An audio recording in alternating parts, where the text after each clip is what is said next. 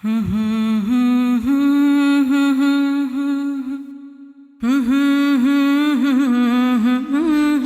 ونصلي على رسوله الكريم اما بعد فاعوذ بالله من الشيطان الرجيم بسم الله الرحمن الرحيم رب اشرح لي صدري ويسر لي امري واحلل عقدة من لساني يفقهوا قولي۔ سیدہ سلافہ بنت سعد رضی اللہ عنہا، خاندانی پس منظر، نام سلافہ، والد کا نام سعد تھا۔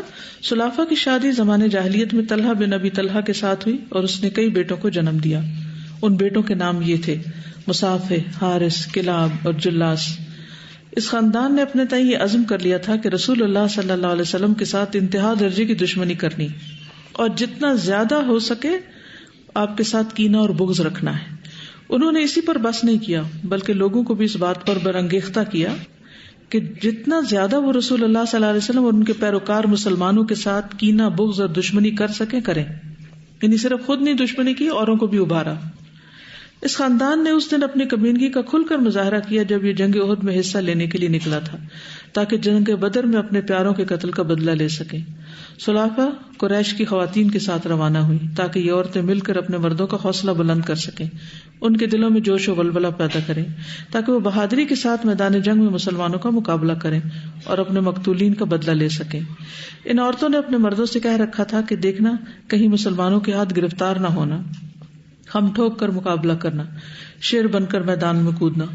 جنگ احد کے لیے روانہ ہونے والی خواتین جو سلافہ کے ساتھ تھیں ان میں سے نمایاں یہ تھیں: ابو سفیان بن حرب کی بیوی ہند بنت عتبہ، اکرمہ بن ابی جہل کی بیوی ام حکیم بنت حارث، عمرو بن عاص کی بیوی ریتا بنت منبہ اور صفوان بن امیہ کی بیوی برزہ یا برہ۔ سب خواتین بڑے جوش اور ولولے کے ساتھ مشرکین مکہ کے ہمراہ جنگ احد کے لیے روانہ ہوئی۔ میدان احد میں تلواروں کی جھنکار سنائی دی اور گھمسان کا رن پڑا۔ مارکے کے آغاز میں مسلمانوں کا پلہ بھاری رہا، پھر جنگ نے پلٹا کھایا اور مشرکین کا پلہ بھاری ہو گیا۔ ہوا یہ کہ پہاڑی کے درے میں رسول اللہ صلی اللہ علیہ وسلم نے تیر اندازوں کا ایک جتھا متعین کیا تھا اور انہیں یہ حکم دیا تھا کہ جنگ کی کوئی بھی صورت ہو تم نے اس درے کو نہیں چھوڑنا، یہاں ہر صورت جمے رہنا ہے۔ لیکن انہوں نے جب دیکھا کہ لشکر اسلام کا پلہ بھاری ہے، کافر میدان چھوڑ کر بھاگ رہے ہیں، مال غنیمت کو اکٹھا کیا جا رہا ہے، تو یہ تیر انداز درے کو چھوڑ کر میدان میں اتر آئے اور مال غنیمت اکٹھا کرنے لگے۔ لشکر کفار کے شہ سواروں کے قائد خالد بن ولید نے درے کو خالی دیکھا تو اس راستے سے لشکر اسلام پر اچانک حملہ کر دیا اور کثیر تعداد میں مسلمانوں کو قتل کیا۔ جنگ کا پانسا پلٹ گیا، مسلمانوں کے پاؤں میدان میں جم نہ سکے۔ ادھر وحشی بن حرب نے موقع پا کر نیزہ رسول اللہ صلی اللہ علیہ وسلم کے چچا سیدنا حمزہ بن عبد المطلب کے سینے میں اتار دیا، جس سے وہ جام شہادت نوش کر گئے۔ اس دن غسیل الملائکہ سیدنا حنظلہ، سیدنا عبداللہ بن عمرو بن حرام، سیدنا سعد بن ربیع، سیدنا انس بن نضر، سیدنا عمرو بن جموح، سیدنا مصعب بن عمیر اور سیدنا عبداللہ بن جحش جیسے جلیل القدر صحابہ کرام شہادت نوش فرما گئے۔ سلافہ کی سیدنا عاصم رضی اللہ عنہ کے خلاف نظر ماننا۔ سلافہ کو اس دن بہت صدمہ پہنچا جبکہ اس کا خاوند اور 4 بیٹے قتل کر دیے گئے تھے۔ عاصم بن ابی افلہ نے اس کے دونوں بیٹوں مصافح اور اس کے بھائی کلاب کو قتل کیا۔ جس کو بھی عاصم کا تیر لگتا وہ زخمی حالت میں اپنی والدہ سلافہ کے پاس آ کر اپنا سر اس کی گود میں رکھ دیتا اور درد سے کراہنے لگتا۔ سلافہ نے درد بھرے انداز میں پوچھا، میرے بیٹو یہ تیر تمہیں کس نے مارے؟ انہوں نے بتایا، جس شخص نے تیر مارا اس نے تیر مارتے وقت بآواز بلند کہا تھا، لیجیے افلاح کے فرزند کی طرف سے تحفہ، سن لو کہ میں افلاح کا فرزند ہوں۔ فرزند کا مطلب ہوتا بیٹا۔ سلافہ نے اسی دن نظر مان لی کہ اگر کسی وقت عاصم اس کی گرفت میں آئے تو اس کے سر کی کھوپڑی میں شراب پیوں گی۔ سیدنا عاصم نے اللہ تعالیٰ سے دعا کی کہ کوئی مشرک اس کے بدن کو نہ چھو سکے۔ جب جنگ رجیع میں سیدنا عاصم کو شہید کر دیا گیا تو قبیلہ بنی حذیل کے ساتھ تعلق رکھنے والے اس کے قاتلوں نے یہ ارادہ کیا کہ سیدنا عاصم کا سر سلافہ کو بیچ دیا جائے تاکہ وہ اپنی نظر پوری کر سکے۔ جب قریش کو پتہ چلا کہ سیدنا عاصم شہید ہو گئے ہیں تو قریش نے چند افراد کو بھیجا کہ اس کے جسم کا کوئی حصہ کاٹ کر لے آئے، کیونکہ اس نے قریش کے ایک نامی گرامی سردار کو جنگ بدر میں قتل کیا تھا۔ ادھر اللہ سبحانہ وتعالیٰ نے شہد کی مکھیوں کا لشکر سیدنا عاصم کی حفاظت کے لیے بھیج دیا۔ شہد کی مکھیوں نے سیدنا عاصم کے جسم کو اپنے گھیرے میں لے لیا۔ قریش کے جو نمائندے وہاں آئے تھے ان کے لیے سیدنا عاصم کے جسم کا گوشت کاٹنا ممکن نہ رہا۔ وہ صورتحال دیکھ کر کہنے لگے، رات آنے کا انتظار کرتے ہیں، جب رات کا اندھیرا چھا جائے گا تو مکھیاں چلی جائیں گی اور ہم آسانی سے لاش تک پہنچ سکیں گے۔ لیکن جب رات آئی تو اللہ تعالیٰ نے سیلاب کا ریلا بھیجا جو سیدنا عاصم کی لاش کو بہا کر لے گیا۔ اس طرح اللہ تعالیٰ نے مشرکین کی دست برد سے سیدنا عاصم کے جسم کو بچا لیا. اب تک تو یہ اسلام کی دشمن ہے، تو اب اسلام کب قبول کیا اور ان کا نام یہاں پر کیوں ہے؟ جب عثمان بن نبی طلحہ مسلمان ہوئے تو رسول اللہ صلی اللہ علیہ وسلم نے ان سے مطالبہ کیا کہ وہ اپنی والدہ سلاخہ سے کعبہ کی چابیاں لائیں. یہ اس خاندان سے ہیں جن کے پاس کعبہ کی چابیاں تھیں. یہ فتح مکہ کا دن تھا. سیدنا علی بن ابی طالب نے رسول اللہ صلی اللہ علیہ وسلم سے مطالبہ کیا سقایہ اور حجابہ کے عہدے بنو عبد المطلب کے حوالے کر دیے جائیں، لیکن رسول اللہ صلی اللہ علیہ وسلم نے ایسا کرنے سے انکار کر دیا اور فرمایا اللہ تعالیٰ کا حکم ہے ان اللہ یأمرکم ان تؤدوا الامانات الی اہلہا، اللہ تمہیں حکم دیتا ہے کہ امانتیں اہل امانت کے سپرد کر دو. پھر رسول اللہ صلی اللہ علیہ وسلم نے کعبہ کی چابی عثمان بن ابی طلحہ کو واپس کر دی. آپ نے چابی دیتے ہوئے فرمایا اے بنو ابی طلحہ، یہ چابی قیامت تک تمہارے خاندان میں رہے گی اور اب تک انہی کے پاس. یہ بھی آپ کی پیشن گوئی پوری ہوئی. اسے سنبھال لو، اسے کوئی ظالم ہی تم سے لے گا.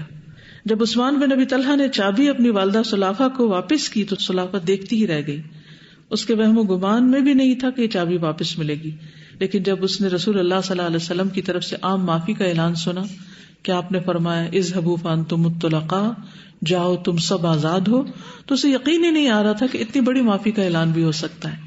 وہ سن کر خوشی سے جھوم اٹھی اور اسی وقت اپنے بیٹے عثمان بن ابی طلحہ کے ساتھ رسول اللہ صلی اللہ علیہ وسلم کی خدمت میں حاضر ہو کر اسلام قبول کر لیا اور پھر بقیہ زندگی اسلام کے ساتھ وابستہ رہی اور اسلام ہی کی حالت میں وفات پا کر اپنے خالق کے حقیقی سے جا ملی. اللہ سبحانہ و تعالیٰ سیدہ سلاخہ پر اپنی رحمت کا سایہ دراز کرے، آمین یا رب العالمین. وصلی اللہ علی النبی محمد وعلی آلہ وصحبہ وسلم. ان کے بارے میں چند باتیں مزید. عثمان بن طلحہ جو تھے، ان کے بیٹے جو تھے صلح حدیبیہ کے زمانے میں مسلمان ہوئے اور خالد بن ولید کے ساتھ ہجرت کی، پھر موت تک مکہ میں رہے. یہ جنگ اجنادین میں شہید ہوئے اور انہوں نے عمرو بن عاص اور خالد بن ولید کے ساتھ اکٹھے اسلام قبول کیا تھا. فتح مکہ کے دن نبی صلی اللہ علیہ وسلم کے ساتھ تھے. ابن عمر سے روایت ہے کہ فتح مکہ کے دن نبی صلی اللہ علیہ وسلم تشریف لائے اس حال میں کہ اسامہ قصبہ اونٹنی پر پیچھے بیٹھے ہوئے تھے. اسامہ کون تھے؟ اسامہ بن زید. اور آپ کے ساتھ بلال اور عثمان بن طلحہ رضی اللہ عنہما بھی تھے. آپ نے کعبہ کے پاس اپنی اونٹنی بٹھا دی اور عثمان رضی اللہ عنہ سے فرمایا کہ کعبہ کی کنجی لاؤ. وہ کنجی لائے اور آپ کے لیے دروازہ کھولا گیا. آپ اندر داخل ہوئے تو آپ کے ساتھ اسامہ، بلال اور عثمان رضی اللہ عنہ بھی اندر گئے. پھر انہوں نے اندر سے دروازہ بند کر لیا اور دیر تک اندر رہے. تو ان کو یہ شرف بھی حاصل ہوا کہ وہ نبی صلی اللہ علیہ وسلم کے ساتھ کعبہ کے اندر رہے. نبی صلی اللہ علیہ وسلم نے انہیں کعبہ سے متعلق ایک حکم دیا. جب آپ وہاں پر داخل ہوئے تو آپ نے وہاں مینڈے کے 2 سینگ دیکھے تو آپ نے فرمایا کہ ان کو ڈھانپ دینا، کیونکہ بیت اللہ میں کسی ایسی چیز کا ہونا مناسب نہیں جو نمازی کو غافل کر دے. تو راوی کہتے ہیں کہ وہ سینگ جو تھے وہ کعبہ میں ہی رہے، حتیٰ کہ جب بیت اللہ کو ایک مرتبہ آگ لگی تو وہ بھی اس میں جل گئے. عثمان بن طلحہ سے روایت ہے کہ نبی صلی اللہ علیہ وسلم نے بیت اللہ کے اندر داخل ہوتے وقت بالکل سامنے 2 ستونوں کے درمیان 2 رکعتیں پڑھی تھی. یعنی یہ اس حدیث کے راوی ہیں. ان کے پوتے پوتیاں بھی ہیں اور سخاوت میں بہت مشہور ہیں. ان کی پوتی کا نام صفیہ بنت حارث تھا. پوتی کا بیٹا تھا جس کا نام طلحہ طلحات تھا. طلحہ اس کی جمع جیسے طلحات ہوتی ہے نا، تو طلحات نام تھا اس کا. اور انہی کی والدہ تھی صفیہ بنت حارث جو اوپر ہے. کہتے ہیں کہ یہ سخی لوگوں میں سے تھے جو بڑا فضل و کرم رکھتے تھے اور مشہور تھے اپنی سخاوت میں. یہ اپنے زمانے میں اہل بصرہ میں سب سے زیادہ سخی تھے. طلحہ بن عبید اللہ جن کا لقب فیاض تھا، اور طلحہ بن عمر جو کہ طلحۃ الجود کے نام سے مشہور تھے، اور طلحہ بن عبید اللہ طلحۃ الندى کے نام سے مشہور تھے، اور طلحہ حسن بن علی یہ طلحہ الخیر کے نام سے مشہور تھے، اور یہ طلحہ بن عبداللہ یہ طلحہ طلحات کے نام سے مشہور تھے.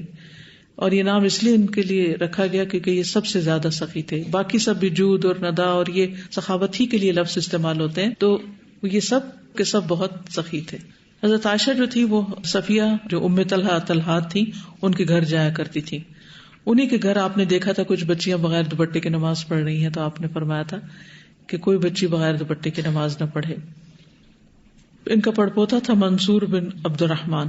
تو ان کی روایت جو ہے بخاری، مسلم، ابو داؤد، نسائی اور ابن ماجہ میں موجود ہے. یعنی حدیث کے راوی تھے. انہوں نے اپنی ماں صفیہ بنت شیبہ اور مصافح بن شیبہ سے روایت کیا ہے. قابل تعریف اور نیک انسان تھے. ہر نماز میں روتے تھے. یہ بھی اللہ تعالیٰ کسی کسی کو نعمت عطا کرتا ہے کہ نماز میں اس کا دل اللہ کی طرف اتنا لگے اور پھر وہ روئے بھی اس میں. منصور بن عبد الرحمن اپنی ماں سے بھی حدیث روایت کرتے ہیں، اور وہ حدیث مشہور ہے جس میں آپ صلی اللہ علیہ وسلم جب کوئی ناپسندیدہ چیز دیکھتے تو کیا کہتے تھے؟ الحمدللہ علی کل حال. اور اچھی چیز دیکھ کر الحمدللہ بنعمتہ تتم الصالحات. منصور بن عبد الرحمن اپنی ماں صفیہ سے روایت کرتے ہیں کہ حضرت عائشہ کہتی ہے کہ رسول اللہ صلی اللہ علیہ وسلم کی وفات ہوئی تو اس وقت لوگ کھجور اور پانی سے ہی سیر ہوتے تھے، یعنی کھانے کے لیے ہر وقت روٹی میسر نہیں ہوتی تھی. اب آپ کچھ کہنا چاہیں تو کہیے.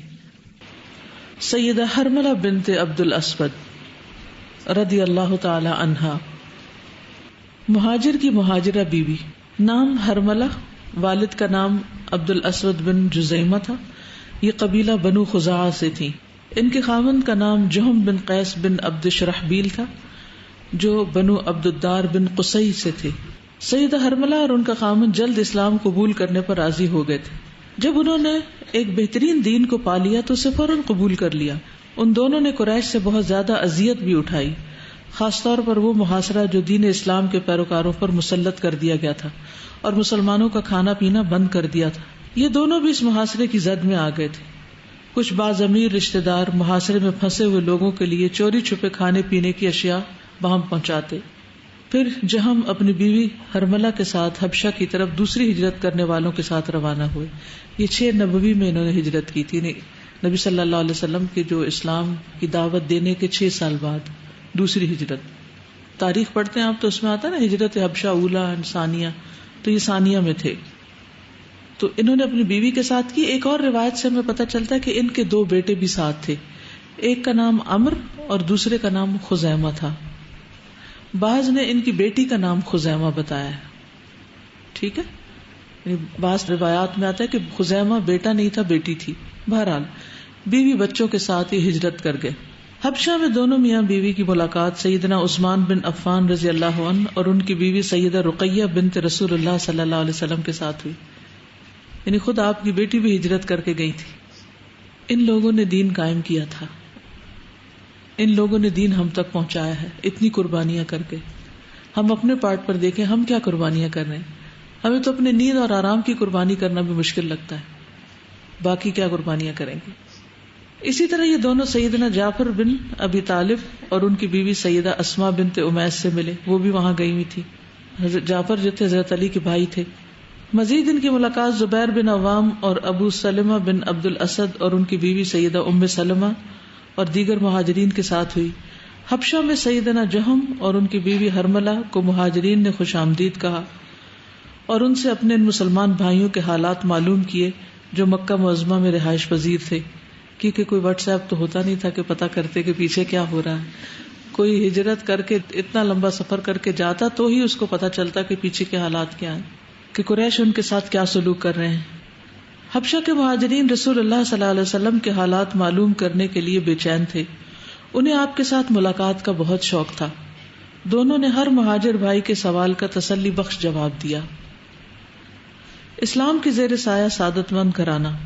سیدہ حرملہ رضی اللہ عنہا اور ان کے خاوند نے سرزمین حبشہ میں سعادت کی زندگی پائی. انہوں نے وہاں اطمینان اور سکون محسوس کیا کیونکہ وہاں انہیں کوئی اذیت دینے والا نہیں تھا اور نہ کوئی ایسا تھا جو ان کی عبادات میں خلل ڈالتا. وہاں دونوں نے حبشہ کے حکمران نجاشی کی جانب سے مہاجرین کے ساتھ حسن سلوک کا وتیرہ دیکھا اور اپنے حصے کے حسن سلوک سے فیض یاب ہوئے. یعنی وہاں کا بادشاہ بہت عادل تھا، مسلمانوں کا بہت احترام کرتا اور اس نے انہیں پوری پروٹیکشن دی اور پیسفل انوائرمنٹ دیا جس میں وہ اپنی عبادت آرام سے کر سکے. اب یہ دیکھیے کہ جب ہجرت ہوئی تو ہجرت میں ایک طرف تو قربانی کی لیکن دوسری طرف اس کا صلہ بھی دنیا میں ملا، امن و سکون ملا. اس وقت ان دونوں کی فرحت و انبساط وہ خوشی کو کہتے کہ کوئی انتہا نہ رہی جب انہوں نے سنا کہ حبشہ کا حکمران نجاشی مسلمان ہو گیا ہے اور وہ ان کا اب اسلامی بھائی بن چکا ہے. اس پرامن اور پرسکون فضا میں حرملہ نے ایک بیٹی اور 2 بیٹوں کو جنم دیا. اب ان کی روایت میں یہ ہے کہ انہوں نے یہاں آ کے جنم دیا، جبکہ دوسری روایت سے پتہ چلتا ہے کہ وہ ساتھ ہجرت کیے تھے. بہرحال جو بھی تھا ان کے اولاد کا ذکر ملتا ہے. بیٹی کا نام حریملہ اور بیٹوں کا نام عبداللہ اور عمر رکھا. ان بچوں نے ایمان کی فضا میں جنم لیا اور یہ ان لوگوں کی تکالیف کا مشاہدہ کرنے سے بہت دور رہے جنہیں تپتی ہوئی ریت پر ظلم و ستم کا نشانہ بنایا جاتا اور ان پر کوڑے برسائے جاتے، ان کے جسموں کو لوہے کی سلاخوں کے ساتھ داغا جاتا. اللہ کی راہ میں طرح طرح کی اذیتیں اٹھانے والوں کے ایمان کس قدر ٹھوس تھے کہ انہیں اللہ کی راہ میں دردناک سزائیں دی جاتی.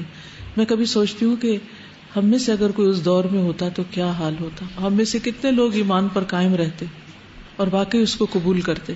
ہم تو چھوٹی سی بات برداشت نہیں کر سکتے تو کہاں فزیکل ٹارچر. لیکن ان کے پائے استقلال میں ذرہ برابر بھی اضمحلال پیدا نہ ہوتا، اور یہ تھے سیدنا بلال بن رباح، سیدنا یاسر، سیدہ سمیہ، ان کا بیٹا سیدنا عمار اور خباب بن ارت رضی اللہ عنہم. اللہ تعالیٰ ان سب کو جزائے خیر سے نوازے. سیدہ حرملہ کو جب ایک مہاجر خاتون نے بتایا کہ قریش نے ایک وقت حبشہ کے حکمران نجاشی کی طرف بڑے قیمتی تحائف دے کر بھیجا ہے تاکہ وہ حبشہ کے حکمران سے یہ مطالبہ کرے کہ ان مہاجرین کو اپنے ملک سے نکال دے اور انہیں ہمارے وفد کی تحویل میں دے دے تاکہ وفد انہیں واپس مکہ معظمہ لے جائے، لیکن نجاشی نے اس وقت کے تحائف واپس کر دیے. یہ کتنی گریٹنس ہے نجاشی کی بھی کہ دنیا کا مال ٹھکرا دیا اور جن کو اس نے پناہ دی تھی یعنی مسلمانوں کو وہ پناہ باقی رکھی اور وفد کو ذلیل و خوار کر کے اپنے دربار سے نکال دیا. تو یہ خبر سن کر سیدہ حرملہ کو بہت خوشی ہوئی. سیدہ حرملہ اور ان کا خاوند زندگی بھر اپنے رب کے اطاعت گزار رہے، یہاں تک کہ وہ دونوں اپنے اپنے وقت پر اللہ کو پیارا ہو گئے. اللہ تعالیٰ ان پر اپنی رحمت کا سایہ دراز کرے، آمین یا رب العالمین. کہتے ہیں کہ حرملہ نے قیام حبشہ کے دوران ہی وفات پائی تھی، یعنی یہ ہجرت کی حالت میں ہی فوت ہو گئی تھی. یہ ایک دوسری جگہ روایت آتی ہے. ٹھیک ہے. ایمان آتے ہی، لا الہ الا اللہ پڑھتے ہی ان کا پیراڈائم شفٹ ہو گیا تھا، یعنی اندر کی حالت بدل گئی تھی. اور جب اندر کی حالت بدل جاتی ہے تو باہر خود بخود بدل جاتا ہے. ہم کیسا اسلام شروع کرتے ہیں؟ ہم باہر سے شروع کرتے ہیں. ہم اندر کو بدلے بغیر باہر یعنی ظاہریت پر زیادہ توجہ دینے لگتے ہیں. تو نتیجہ کیا ہوتا ہے کہ جب ظاہریت پہ توجہ دیتے ہیں اور قربانی کی سطح پر دین کو نہیں لیتے تو پھر وہ بنی اسرائیل والا ایمان ہی رہ جاتا ہے. چوتھے پارے میں بھی آپ نے پڑھا لن تنالوا البر حتی تنفقوا مما تحبون. تم اس وقت تک نیکی کو پہنچ ہی نہیں سکتے، پا ہی نہیں سکتے جب تک کہ وہ نہ خرچ کرو جس سے تم محبت کرتے ہو. ٹھیک ہے. یہ کون کر سکتا ہے؟ جس کے دل میں واقعی سچا ایمان ہو. لیکن بنی اسرائیل کا طریقہ کیا تھا جس میں اگلی آیت میں آتا کل الطعام کان حلا لبنی اسرائیل الا ما حرم اسرائیل علی نفسہ من قبل ان تنزل التوراۃ. انہوں نے کچھ ظاہری چیزوں کو اپنا رکھا تھا اور ان کی حلت و حرمت کے پیچھے پڑے رہتے تھے کہ یہ چیز حلال ہے اور یہ حرام ہے اور یہ کھانا ہے اور یہ نہیں کھانا. اور کچھ چیزیں انہوں نے خود بخود اپنے اوپر حرام کر رکھی تھی، کچھ ان پر ان کے گناہوں کی وجہ سے حرام کی گئی تھی. تو دین کے اس پہلو کو چھوڑ کر جو اندر کا ہے صرف ظاہر کا پہلو کو اختیار کرتا ہے تو یہ ایسے ہی ہے جیسے کسی بھی چیز کا خول ہوتا ہے نا، جیسے انڈے کا خول ہے تو وہ کیا ہوتا ہے، وہ انڈا ابالے تو خول الگ ہو جاتا ہے. اور جو کھانے کی اصل چیز ہے اگر وہ نہیں کھائیں گے اور صرف خول کو ہی دیکھتے رہیں گے تو ٹوٹ پھوٹ کے ختم ہو جائے گا. اسی طرح کسی بھی چیز کا چھلکا بادام کا ہو یا اخروٹ کا ہو یا کیلے کا ہو یا کینو کا ہو یا کسی بھی چیز کا، وہ دیکھنے میں تو بظاہر بڑا خوبصورت نظر آتا ہے لیکن وہ صرف ہوتا ہے پروٹیکشن کے لیے، اصل مقصود اور مطلوب نہیں ہے. اصل مقصود اور مطلوب ہمارے اندر کی حالت ہے کہ ہم اللہ سبحانہ تعالیٰ کے ساتھ کتنے سنسیئر ہیں. شیطان ہمارے اندر وسوسے ڈالتا رہتا ہے تو اس کے وسوسوں کا شکار کون ہوتا ہے؟ کمزور ایمان والا. اور پھر بعض اوقات نعوذ باللہ کفر تک بات پہنچتی ہے. ابلیس کا مسئلہ کیا تھا، ظاہر کا یا باطن کا؟ ابلیس کیوں دھتکارا گیا؟ اندر خرابی تھی نا. ظاہری عبادات تو وہ بھی کر رہا تھا، ظاہریت تو اس کے اندر بھی تھی. تو کل قیامت کے دن کسی انسان کا بھی فیصلہ صرف اس کے ظاہری اعمال کی بنیاد پر نہیں ہوگا، اندر کی حالت دیکھی جائے گی. اور اگر اندر کی حالت اچھی ہے ایمان پر، قلبہ مطمئن بالایمان، تو پھر کیا ہے، اللہ تعالیٰ باقی قصور معاف کر سکتا ہے. تو بڑی قربانیاں صرف اس وقت ہو سکتی ہیں جب انسان کے اندر کی حالت بدلی ہوئی ہو. یہ صحابہ کرام کا جو ایمان تھا وہ پختہ تھا، اور صحابیات کا بھی. تبھی انہوں نے شوہروں کا ساتھ دیا، تبھی وہ سب کچھ چھوڑ کر چلی گئی ایسی جگہ پر، کیونکہ ان کا جو ویژن تھا وہ کیا کہ اللہ کو راضی کرنا ہے. اور یہی ان کا پھر مشن بن گیا زندگی کا، اور ان کی ساری ایفرٹ اسی کے پیچھے لگی، اسی کو بچانے میں. باقی سب چیزیں سیکنڈری ہوگی. ہاں بچے ہیں وہ یہاں بھی پیدا ہو جائیں گے, وہاں بھی ہو جائیں گے. گھر ہے وہ یہاں بھی ہے, وہاں بھی اللہ کوئی جھونپڑی دے دے گا. کھانا پینا, کوئی بھی بھوکا نہیں رہتا, کچھ نہ کچھ کھانے کو مل ہی جاتا ہے. لیکن ایمان گنوا کے اگر صرف انسان دنیاوی نعمتوں کو دیکھتا رہے تو پھر یہ گھاٹے کا سودا ہے. سبحانک اللہم و بحمدک اشہد ان لا الہ الا انت استغفرک و اتوب الیک. السلام علیکم و رحمۃ اللہ وبرکاتہ.